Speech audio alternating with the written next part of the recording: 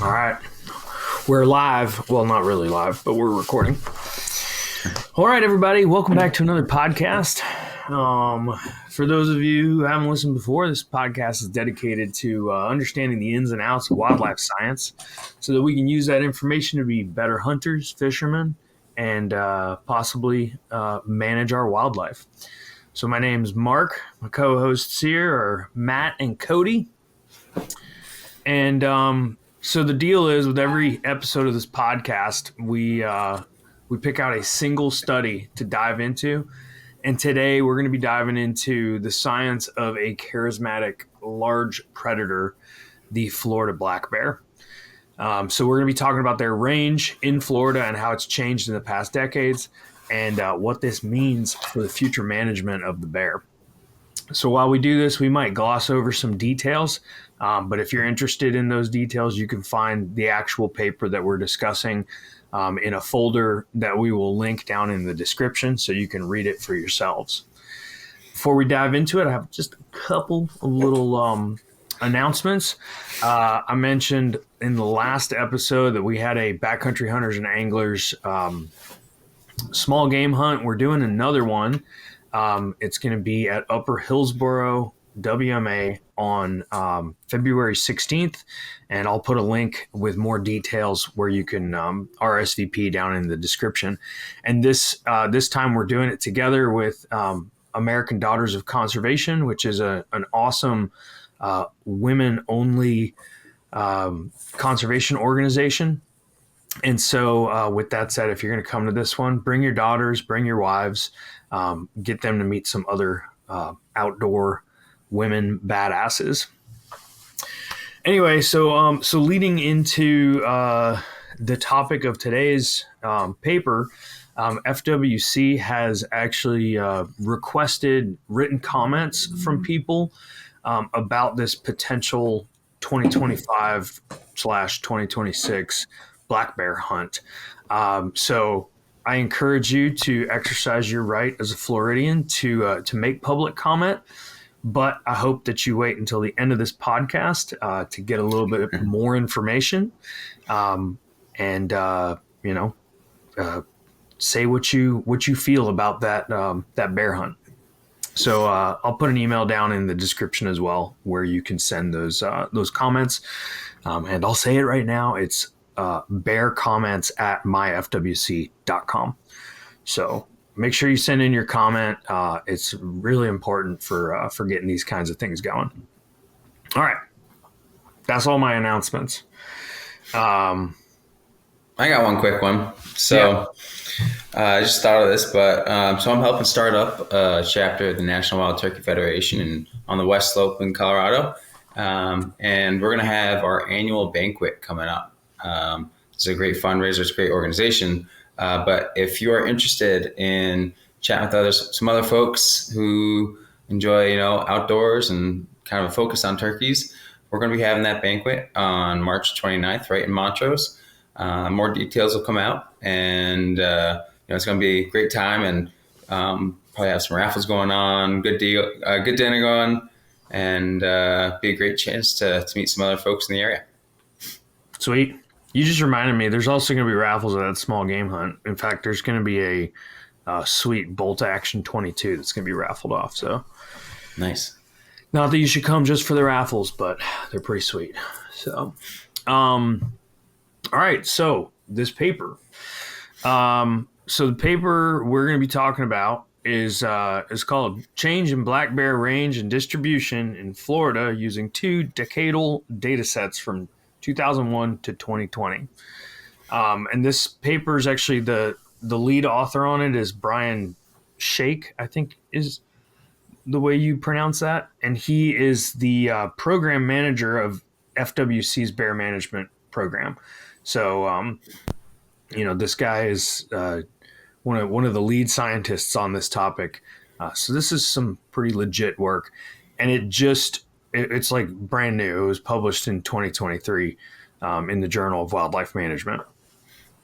Quick question, Mark. So I saw it's also, there's the three co-authors on this paper, and they're associated with the Fish and Wildlife Research Institute.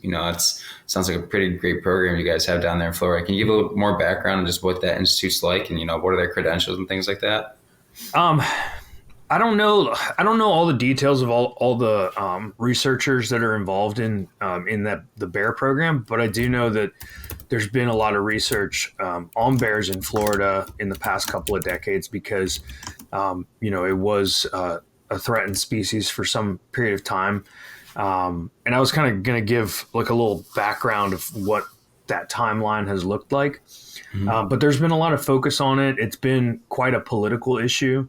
And so, there's been a lot of focus on that science to get a better understanding of these bears so that we can manage them appropriately. Mm-hmm. And I think once I give you this sort of timeline here, like I think you'll get a better understanding of what that looks like. So Gotcha. Let me just share my screen here. So this is a slide. I don't know if I can zoom this in a little bit. So this is a slide that was presented at the commission meeting. And basically it just sums up like what, the numbers of bears used to look like. So once upon a time, like before humans came and ruined everything, there was bears across all of Florida. And it's estimated that there was about, 11,500 bears. But we considered them a nuisance, so we just started kind of killing them left and right, getting rid of them. In fact, I think I read somewhere that the government was encouraging people to kill them. And so by the 1970s, there was only like 500 bears left. And this is when they were designated by the state as a threatened species. And that's what kicked off the management for their recovery. So by 2002, they had rebounded back to 2,500 bears, and FWC started getting lots and lots of nuisance calls, and there was a lot of vehicle collisions started happening. So at that point, FWC realized that they were going to have to manage bears in the future. So they set a goal as the minimum population objective, which was to get 200 bears within each bear management unit. And those bear management units were based on subpopulations that were breeding with each other. And so that 200 bear minimum was set because that would maintain genetic sustainability. And if they were able to reach that setting, that goal, that would be where they would delist the bears. Now, those subpopulations, those are the ones that this paper was talking about that are genetically distinct? Okay, cool. Same subpopulations. And so in 2015, they did another stock assessment, and the bear population got up to just over 4,000. It was estimated at 4,036 bears. And what that looks like is within those 7 bear management units, 3 of them are over 1,000 bears, so 5 times higher than that 200 bear minimum. And then 1 of them is at about 500. And then 3 of them remain still around 100. So I thought it was worth mentioning, before we get into this whole topic, that for this proposed bear hunt, those units where the numbers are still low are not going to be included in that. It's just the ones where the bear populations are really high. And a new stock assessment is planned for 2029. But the reason that I wanted to do this paper was basically because at the commission meeting, as soon as this idea was brought up of a potential bear hunt, both sides of the argument kept saying, like, they kept telling the commission to make science-based decisions, like do what the science says. But both sides were claiming that the science was saying very different things. And in fact, the people that are against the hunt are saying that there is no data available to make a decision on this. And I don't think that that's true. And that was kind of why I wanted to get into this, because I think we can look at some of the data that we have and see what it's telling us. wish you had a picture here of that one that you shared with Cody and I, where you're on the podium at the that meeting, and you can pull that up and show Mark in action. Well, yeah, there's actually a video out there that the Sunshine Network, which is like our Florida channel, like I was like one of the first speakers, and they included my comment in the video. I was famous for like half a minute, so that was pretty cool. But yeah, no, I'm getting pretty dedicated to doing this. I'm going to start going to all the meetings because I just think it's important. Absolutely. So, hold on. I just wanted to, there's another slide I wanted to show you guys, and I just kind of summarized it without even showing it. But, so this one right here, I think this is really helpful to see. These are the units where those numbers are higher. So the ones in yellow really are the ones where a potential hunt would happen. But these gray ones where the numbers are lower, there's some really interesting data in this paper. And keep in mind that these numbers are from 2015. So we don't necessarily know exactly what they are now, although the data does sort of indicate that they're still growing. So BMU being Bear Management Unit? Yes. Yeah. All right, I'll stop sharing that. We can get into this paper, but I just thought that gives sort of a good background to the discussion that we're about to have. Yeah. All right. I've been talking a lot. Does somebody want to start getting into this paper a little bit? Sure. I can take over. Oh, go for it, Cody. No, do it, Matt. Go for it. All right. Yeah. So Mark gave a lot of good background on the history of bear populations in Florida. And the thing that I found really fascinating about this is, I'm from the Northeast. I don't really think of bears down in Florida, but like he was saying, their historic range went all the way from, those Florida Keys all the way up to the northern border. And today there's these 7 genetically distinct subpopulations. These were identified in, I think the paper said like around 2019.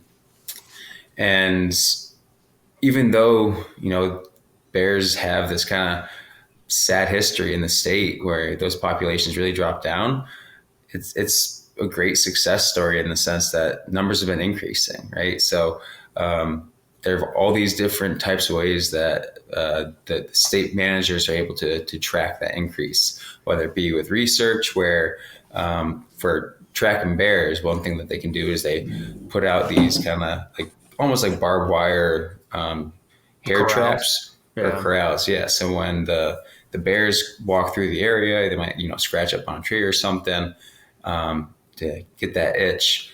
There's this little barbs that cause no damage to the bears at all. It just, gets a little bit of the hair caught in there. And so now you can have a hair sample. With that hair sample, you can do genetic analysis and see if you have a unique individual or, maybe that's the same bear that you got down the road.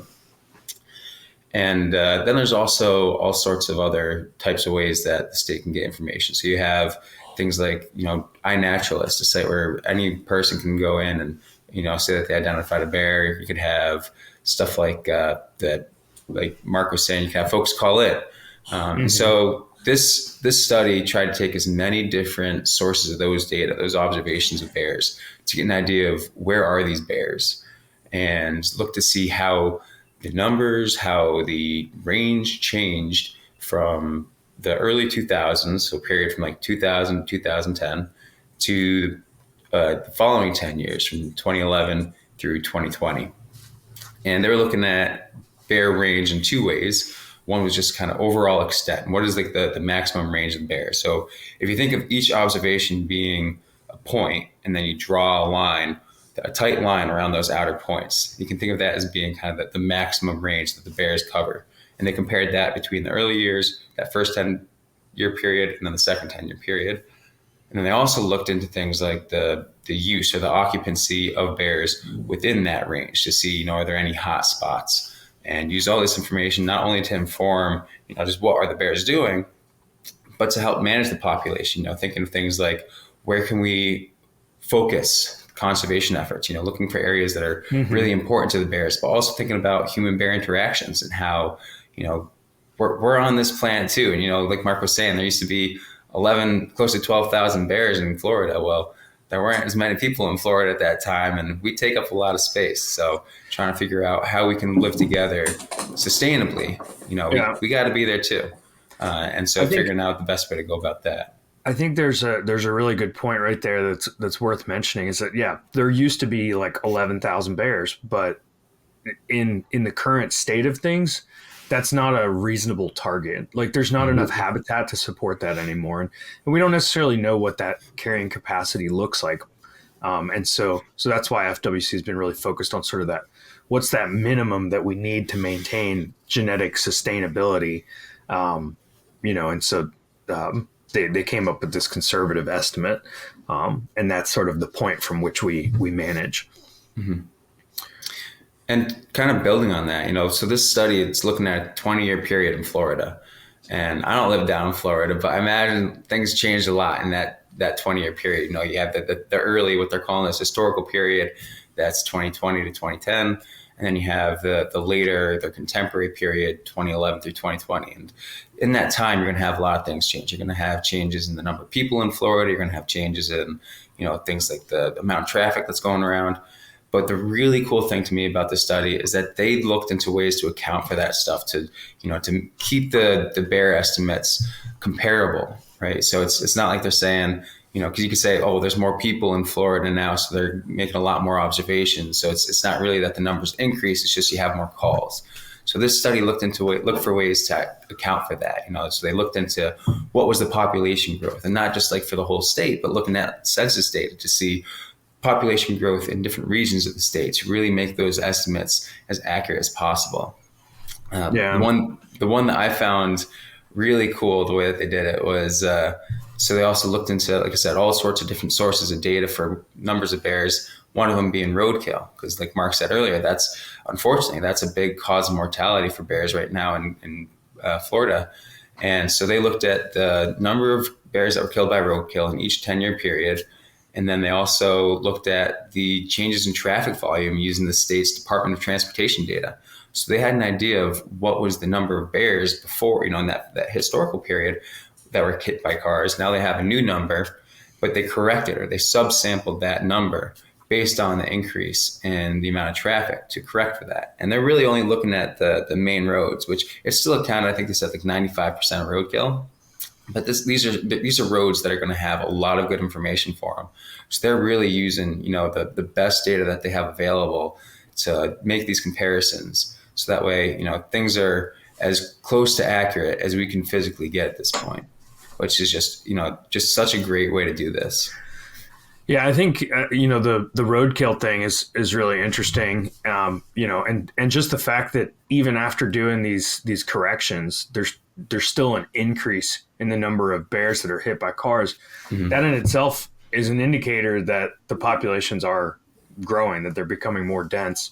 And they kind of touch on that in their discussion in the paper. That they talk about like why are we seeing these changes in bear ranges, and that being one of the drivers. I think I'm kind of getting a little ahead of myself there. We haven't even talked about the data yet, or the results, I suppose. Yeah. But with that said, I think that was a really good example of like how they handled the data. But there was a couple other ones I thought were really cool and mention worthy.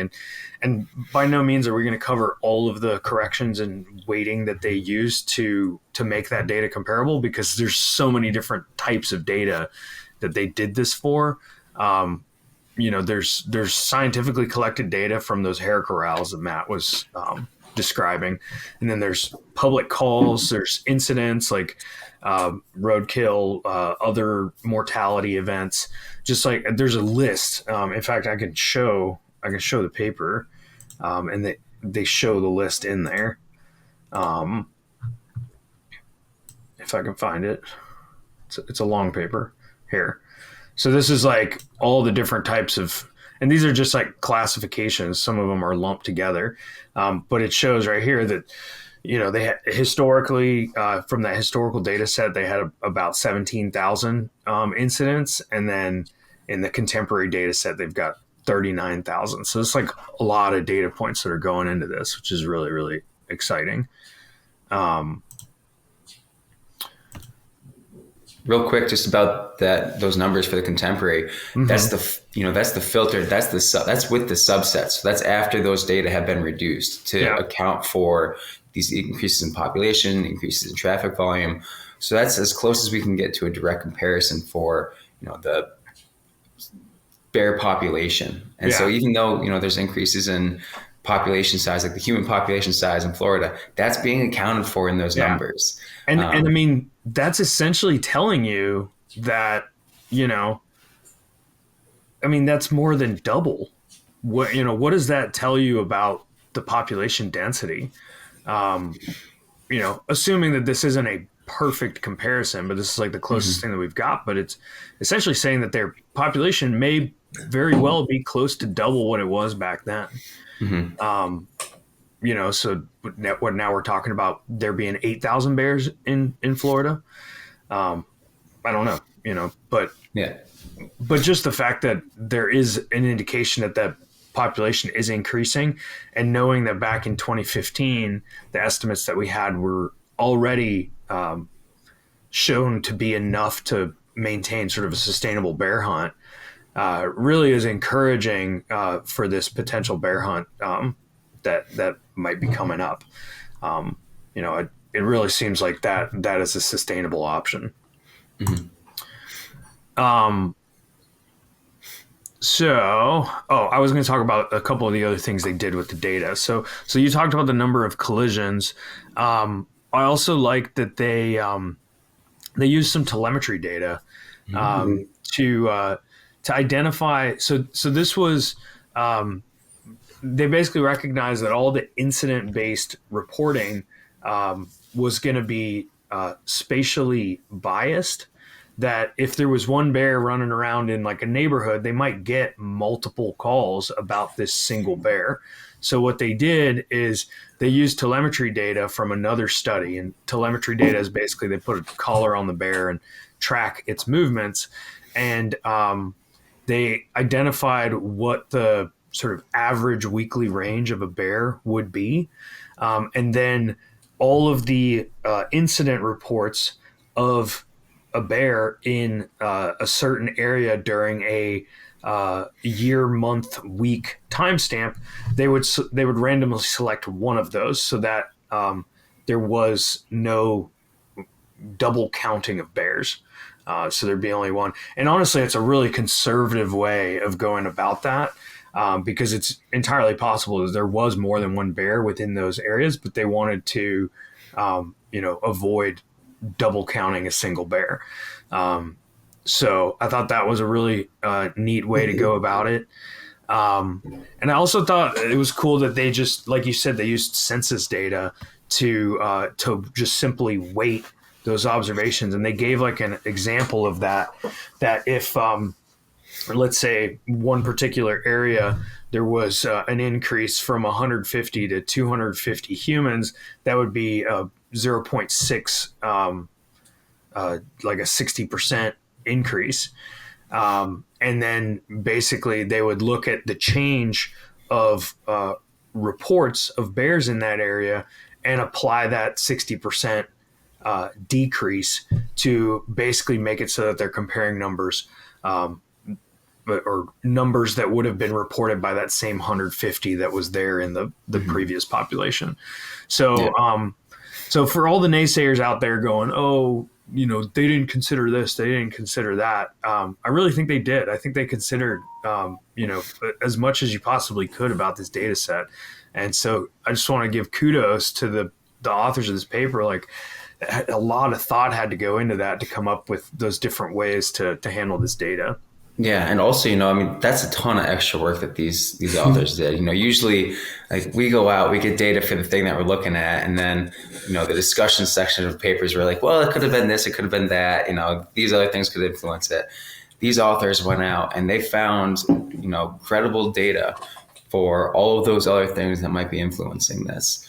and they incorporated that into their study, which is, there's just a ton of extra work that goes into that. And so, yeah, definitely kudos to the authors for, taking the time to make these comparisons as accurate as they could.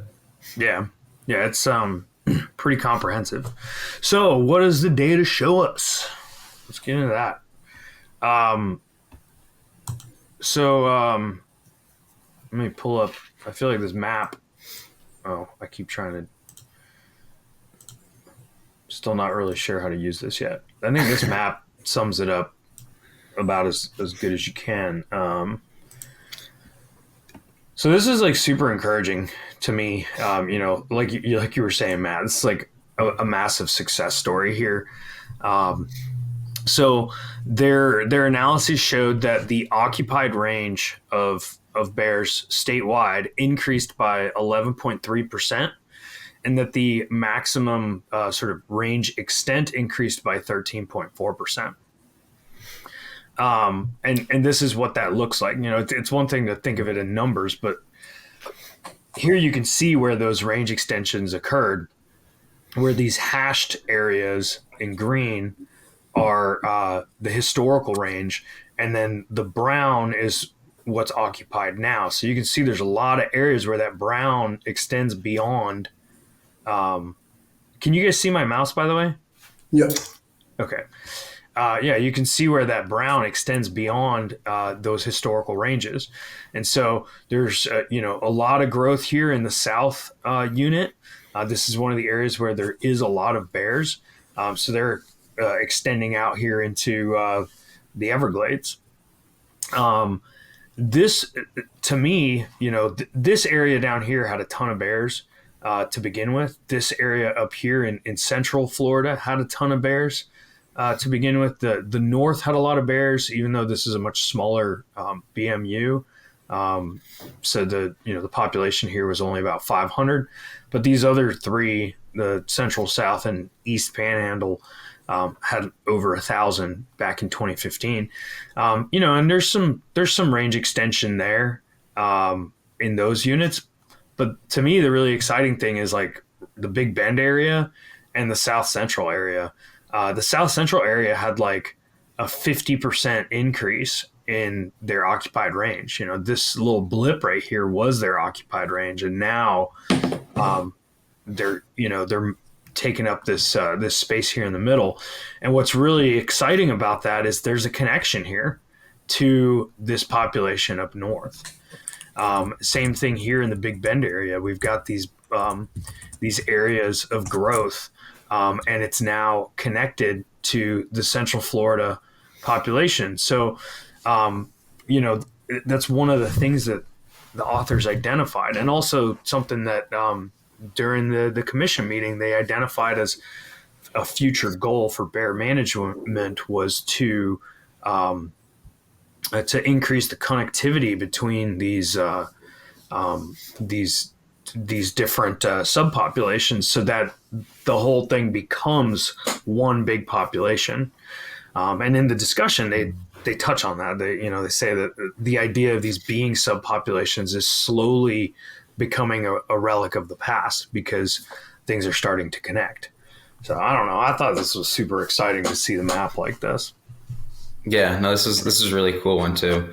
And so for folks at home who aren't looking at, or maybe you're at the car, wherever you are, if you're not able to see this map, there's a lot of Florida that still is white in this map. And so, Mark, one thing I was wondering is, how do those areas correspond to where you might have like big cities? Is this something where that might be part of what's going on here? Yeah, definitely. So, the Tampa area, there's some bears like just north of Tampa, but this right here is the Tampa area. So, obviously I don't think we're really going to see a lot of bears in those big cities. Obviously we got Miami down here. We're not going to probably see any bears there. Pretty much this whole East Coast area is pretty heavily populated. But this expansion of range here in the middle of the state, or somewhere around here, I honestly, I'm not sure. I think this is approximately where Orlando is. That's super encouraging because, there's a range expansion despite the fact that there is a massive city there. Mm-hmm. But Orlando is such a cool city in terms of, the wildlife around it, because if you look at Orlando on a map, there's wildlife management areas that literally surround the city.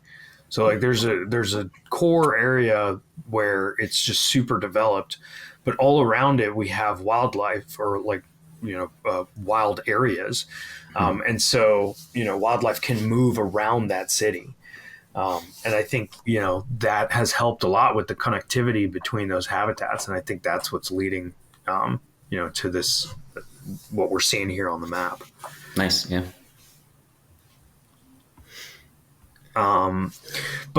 So this is the occupied range, and keep in mind what that means, is these are the areas where bears are, prevalent, right?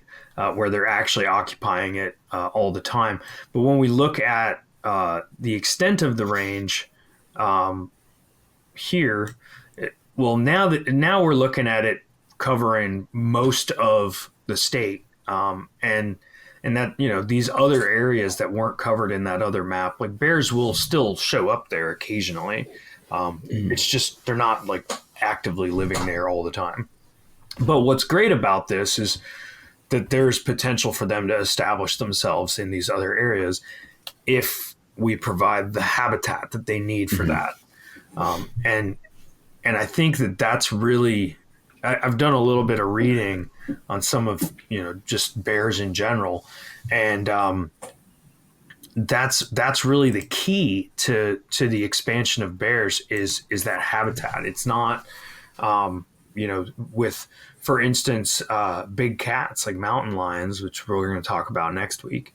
But with big cats, there's like a density dependence there. There's this territorial aspect, which is not really the case with bears. Like they're not territorial about stuff. They have no problem living together. The key is the habitat itself and the connectivity between that habitat. So if we can focus our efforts on providing the right habitat for them and making sure that those habitats are connected and allowing them to move between them, we're going to continue to see this bear population grow and expand. And I mean, that's awesome. That's actually an attainable goal in Florida. Right. Yeah. And, I think that's a great point there, and in that it's something where this study, there's so many great things that come out of this study, but one of the big things is, being able to show that there's these movements and there's these areas that are really important for these bears.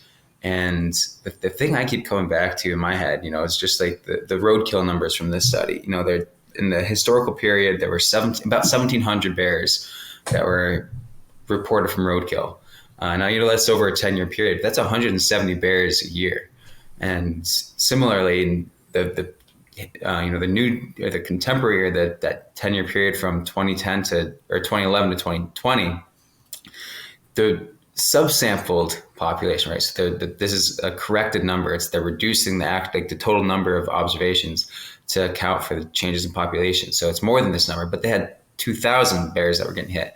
And so, this just shows like here's a major cause of death for this bear population throughout the state.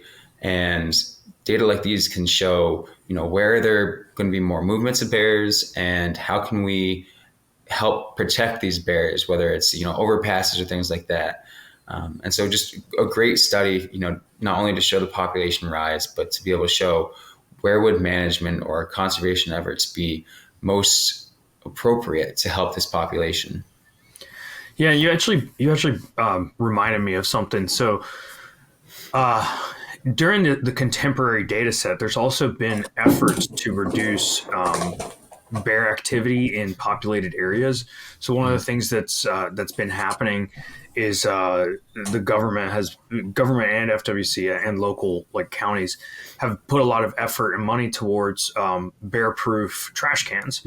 And they've actually shown that, if you have an area where you have a lot of complaints coming in with bears going, like whatever nuisance complaints you get, if you put in a bear-proof trash can, those people will stop calling. And so that has reduced the amount of bear activity in populated areas quite a bit. And yet we still see that increase in collisions. We're giving them reasons, or I guess we're taking away reasons for them to be in the populated areas, and yet we're still hitting more bears. And that again is telling you that the population is growing. We don't have an exact number right now, but this study definitely indicates that population is really a lot higher than it was in 2015. Yeah. I also saw that like you're saying, the information about Florida and having more locking lid trash cans, and term I saw that I thought was kind of cool is these bear wise community, wise, like intelligence, and these communities are popping up around Florida. It's something that I think it's still taken off. I think it said there's only one county that had over, I forget what the percentage was, but of the residents in the county being what they would consider, I guess, bear wise. But it's just another way that, people are interacting with these bears to help out the population. And I just thought that was really cool. Yeah. So I think we kind of already touched on this, but I kind of wrote this down. I was like, so the range is expanding, but why? And they kind of touch on that in this paper as well. Obviously one driver would be growing population. Another would be that better habitat connectivity. There's been a lot of restoration efforts. There's been a lot of effort to protect certain lands and prevent development on those, to create that connectivity. But I also wonder if better habitat management plays a part in this. I think that the FWC has been, at least, in the recent decades, has really had more focus on burning. And a lot of people have this weird thought process on burning. They're like, oh, they're getting rid of all the food sources. They're burning all the food sources and they're pushing those animals out.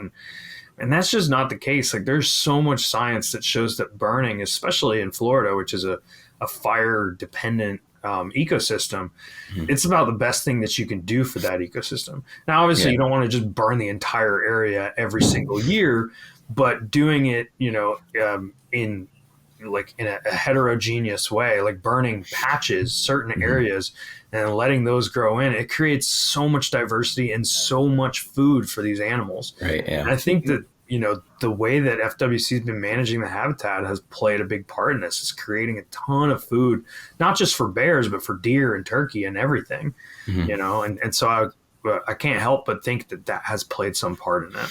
Yeah, I feel like we have to give a disclaimer to folks. Don't go out and just start burning shit because it does have benefits, but there's a certain way to do it.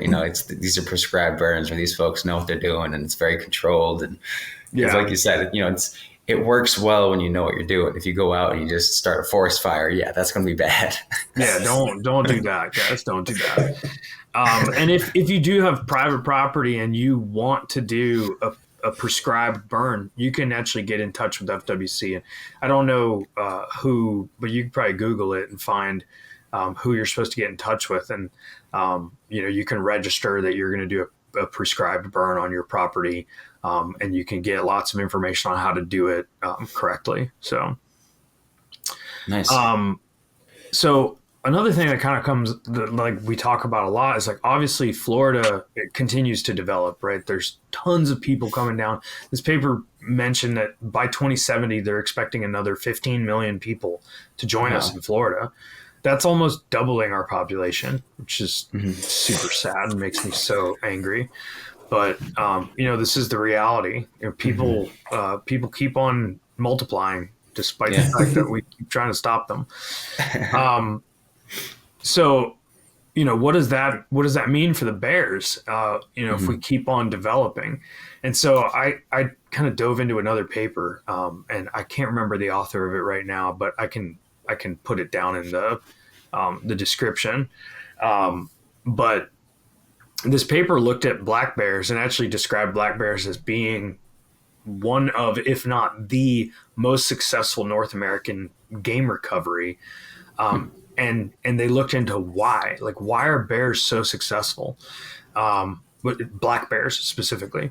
And they actually point out that black bears, the population of black bears in North America is 2 times higher than all other bear species populations combined across the entire world.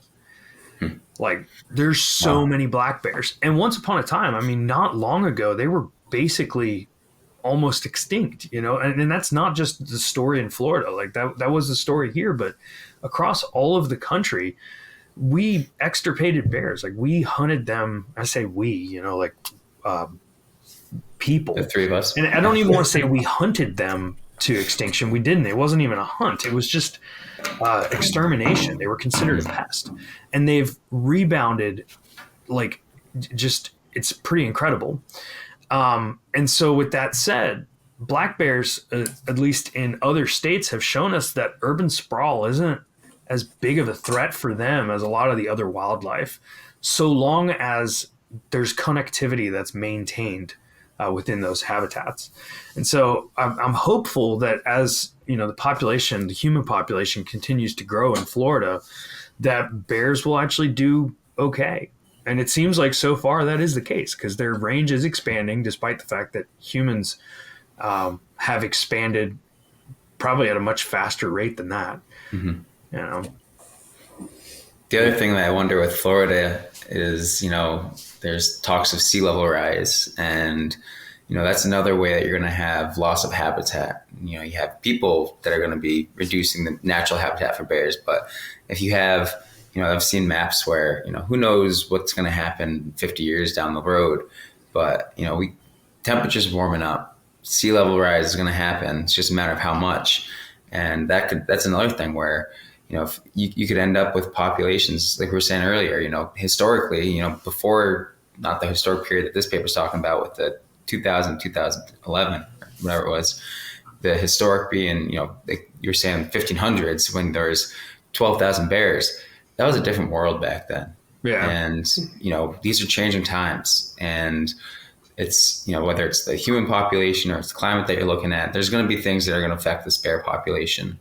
And, I just keep coming back to, the value of our research, that, state researchers and state management agencies that take all their time, whether it's their education or the research or, the management that they're doing to track these populations. And, it might be a weird way to think of it, but I've heard folks like thinking of management as kind of like a valve on a sink or something like that, or a faucet. And without management, you just have this open valve, and that's where things, it's natural, but it can be chaotic at times, where you could have populations, like especially in these recovery populations, where they just explode, right? Things just take off, and it can be at the detriment of that species, but also other species. Now, sure, in the long run, things will probably correct, but there's going to be a lot of damage that can happen in that process. And so that's where management is such a valuable conservation action, where you're allowing these processes to happen, but in a more, I don't want to say controlled, but in a more stable manner, right? You're saying, okay, we know that this population can increase. We want it to increase, but we don't want it to just explode on us and get out of control. And that's just, it sounds like Florida is really doing a nice job with this, but management has a lot of different tools, and you want to allow the managers to be able to use those tools. That's And well that said. is, Cody, jump in. No, it's just that I like that a lot. That's great, man. Well, yeah, and that's like, I think that's a perfect segue too. Like, I mean, let's talk about what that management looks like. You're talking about these commissions, these game agencies are spending all of their time focused on this. Well, why is that? Well, it's because they exist to do that. That's literally why, excuse me. That's why we created these things, and the North American model of conservation depends on that interaction between the stakeholder, the outdoorsman, and these agencies. Their salaries, like that, I mean, their money is solely generated from license sales and and the Pittman-Robertson Fund. And I think there's a lot of poor information about what the Pittman-Robertson Fund actually is. So just to set that record straight, the Pittman-Robertson Fund is a federal fund that it's basically an excise tax, a voluntary tax that outdoorsmen placed on themselves to raise money for conservation, and it is limited in what it can be spent on. So it is focused specifically on, terrestrial conservation, also aquatic, the fishing and hunting stuff. And so ammo, fishing gear, like all these different types of equipment that you would use to hunt and fish is taxed. We're paying 11% extra that goes into this fund. But this is the interesting, when people go, well, like I go shooting and I don't hunt, so I'm contributing to this fund as well. Okay, sure. Yes, you are contributing to the fund, but here's the kicker.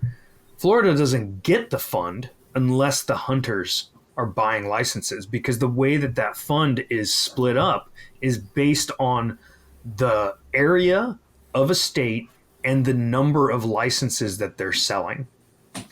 So if we're not buying the licenses, then Florida doesn't get the money that goes into that fund. And so it's very dependent on the stakeholder, the hunter, to make sure that these agencies can continue to do what they do. And so there's this awesome relationship that is established for conservation because of that. And we need to make sure that both sides of that relationship can play their part to do their role. And I guess that leads right back to this whole submit your comment thing. That's our role as a stakeholder, is giving FWC directive, giving them our opinions so that they can make decisions that that most represent what the stakeholders want. Mm-hmm. I don't know if I said that well, but I just kind of went on a tangent there. But the point is, it's so important that we maintain that relationship that the North American model of conservation establishes. Yeah. Yeah, sure. And just building on that, like we were talking earlier about how there's all these different projects, or, I guess project is a good word for it. Things that, whether it's the Florida Conservation or Wildlife Conservation, whether it's something that they want to do, like an action to help this population, whether, so think about like habitat protection. Those are projects that are going to cost money, and these funds are things that can help support that. So, it's something that these are critical things for these populations, and sure, there's going to be other sources of funding for that as well. But it's just something that hunting specifically has a number of benefits to it. And, I don't think anyone out there is saying that they're completely anti-hunting, that they're against hunting everything. Maybe there's, few folks, but I think there's, you're going to have louder voices for things like bears, where there's concern about these populations from some of the people. And because it's something cuddly. Yeah, exactly. And so it's something where, it's yes, when you're hunting, you're going to be killing animals, but it's killing animals in a way that's managed. It's in a way it's scientifically informed by those managers to help that population. And it helps the population not only by, like I was saying, keeping things from just getting chaotic, but also from using funds from that to support the conservation. Like every time there's a bear that's hit by roadkill, that is such a tragic loss, right? That's an organism that its life just ended in a way that it should not have ended, because it's there's probably something that's still going to eat on that, like some organisms that are going to be, or some animals that are going to be feeding on the carcass and whatnot, but still it's still a tragedy, But in large part, those carcasses laying on the side of the highway, they just rot, because a lot of the animals that would eat it, they're, afraid to go that close to the road. Yeah. So yeah, I mean, that's a perfect point. You hit a bear, it dies on the side of the road, it rots, and we get nothing back for that loss of life. Whereas it's costly. It's the opposite. Exactly. Like people have to go and clean it up. A car is, destroyed. I mean, Hopefully the driver's fine. Yeah, the driver, I mean, that happens all the time. The driver, swerves off the road and hits a tree afterwards, or just the impact itself kills the driver, and then people are going to have to go out and clean up that wreckage. They're going to have to clean up the bear, or another example of that. If there's a nuisance bear that's like digging through people's trash and starts getting too bold, now somebody from FWC's got to go out there and either transport that bear somewhere, or a lot of times they have to euthanize the bear. That costs money. It costs resources. Now flip that, create a hunt. Now you can create a special opportunity drawing for, a limited bear hunt. People can pay to get into the drawing. People can pay to buy their tags, and that money can then be put towards habitat restoration and creating better habitat connectivity. And that bear, the few bears that are going to be harvested, those are feeding people, like none of it's going to waste. There's going to be samples taken off of those bears for the science, like it's just a much better, like if those bears have to die anyway, and I'm not saying that like they have to, but just the fact that humans are here sort of dictates that they have to, because it's happening. If they have to die, why not have them die at the hand of a hunter where we get so much back from that life, And, and I will say, it's not like one bear killed by a hunter means that there's one less bear that's going to get hit by a car. It's never that simple. There's a lot of things that are going on there.